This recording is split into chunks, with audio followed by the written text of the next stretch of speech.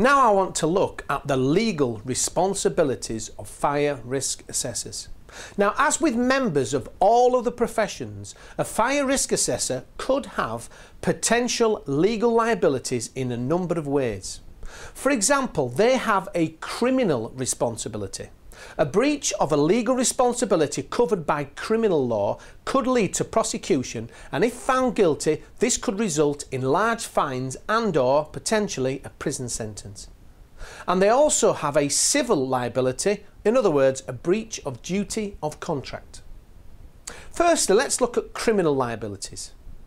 Well, fire risk assessors have legal responsibilities under the Regulatory Reform Fire Safety Order 2005, that's for England and Wales, and Part 3 of the Fire Scotland Act, and they've also got the Fire and Rescue Services Northern Ireland Order 2006. So there's the legislation for the UK. Now, a breach of any duty under the legislation could lead to a criminal prosecution. However, to be held criminally liable, an offence under the legislation has to be committed. Now, Article 9 of the 2005 order provides the duty to make a suitable and sufficient assessment of the risks to which relevant persons are exposed. And this is for the purpose of identifying the general fire precautions the person responsible for the premises needs to take to comply with the requirements and any prohibitions imposed on them under the Order 2005 order. What you may find is that the responsible person may hire or employ professional fire risk assessors to conduct the risk assessment on their behalf. Now, although the employer and/or the owner will remain responsible under the order, any risk assessor instructed to provide a risk assessment will also have a responsibility to ensure that any risk assessment conducted is suitable and sufficient. That's in England and Wales. What about in Scotland? Well, the same responsibility applies in Scotland under the Fire Safety Scotland Regulations 2006. Section 53 and 54 of the Act provide duties to carry out assessments to identify risks in respect of harm caused by fire and duties for fire safety measures to be implemented.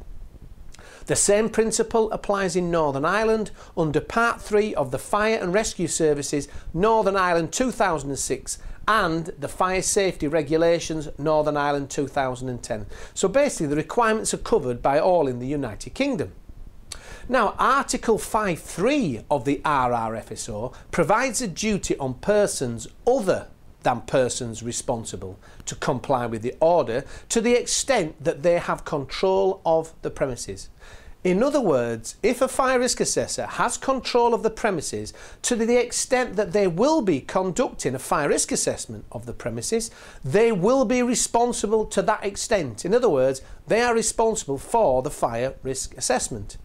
Now, this is confirmed by Article 5.4 of the order that states, when a person has by virtue of any contract or tenancy an obligation for the maintenance or repair of premises or the safety of the premises, they will be treated as a person who has control of the premises to the extent that their obligation so extends.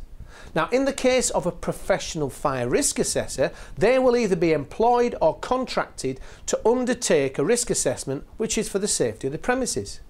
As a result of the employment or contractual agreement, they will automatically be considered a person responsible under Article 5.3 by virtue of Article 5.4. Now, I deliver a training to a wide-ranging audience, and I'm a person with control as regards the training of the staff. If it were deemed not to be suitable and sufficient, then I could be prosecuted for the breach of the order. In other words, if my training is totally not adequate and it puts people's lives at risk, I'm potentially, liable. That's the RRFSO requirement. How does this work in Scotland? Well, Section 54 of the Scotland Act provides a duty on persons other than the employer to comply with the Act to the extent that they have got control and a specific duty to undertake an assessment of risks. In other words, if a fire risk assessor has control of the premises to the extent that they will be conducting a risk assessment, they are also responsible to that extent. So in Scotland it's the same. In Northern Ireland, well, Section 26 of the Northern Ireland Order provides a duty on persons other than the employer to comply with the Act. So that's where they come in. So basically, in the whole of the UK, there is a legislative requirement on the risk assessor under the appropriate country's legislation. Now, when will an offence be committed then under the legislation?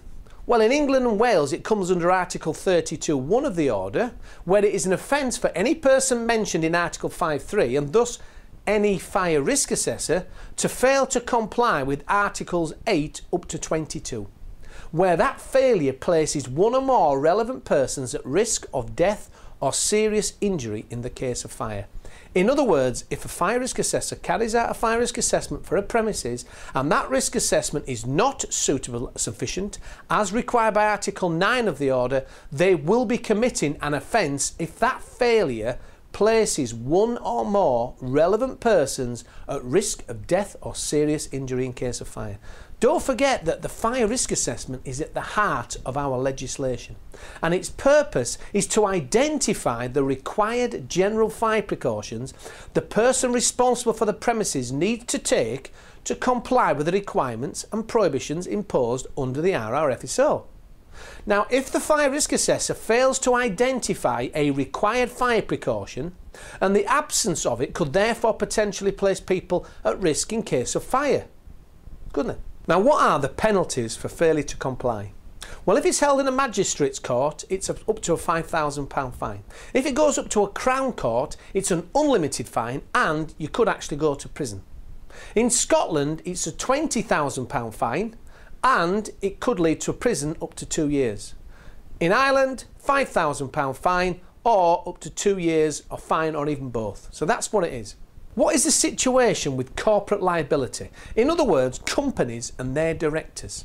Well, if the fire risk assessment is carried out by an incorporated company, it will be a legal person and can be liable for offences.